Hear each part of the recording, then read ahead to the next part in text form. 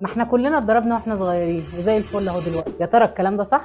انا سمية سعيد، اخصائي نفسي اطفال، وهقول لك الطريقه الصح اللي تتعاملي بيها مع طفلك وهو غلطان. اولا خلينا نغير مصطلح العقاب. احنا مش بنعاقب لمجرد العقاب، انا عاوزه اغير سلوك الطفل علشان السلوك ده ما يتكررش مره ثانيه. تاني حاجه الاحترام في رد الفعل، يعني نبعد تماما عن اي رد فعل فيه اهانه للطفل. ثالث حاجه نقدم حل منطقي، يعني هنشرح مثال. ابني خرج يلعب مع صحابه كتير جدا واهمل في مذاكرته، ايه رد الفعل الصح هنا؟ اول حاجه النقاش، وانه لازم يتحمل مسؤوليه اخطائه. يعني لما انت لعبت وقت زياده والهوم ورك بتاعك ما اتحلش، فانت بكره وبعده وقت البريك بتاعك هتاخد منه شويه علشان نخلص كل اللي فات. طب مثال تاني، لو كسر حاجه في البيت هيحوش من مصروفه ويجيب غيره. كل مشكله وليها حل، والاهم انه يكون حل منطقي وما فيهوش اي اهانه للطفل. وافتكري دايما الحل انه يتحمل نتيجه غلط. لو بتواجهك مشاكل كتير مع ابنك وما بتبقيش عارفه تحليها ازاي، ممكن تتواصلي معانا واحنا هنساعدك بكل التفاصيل.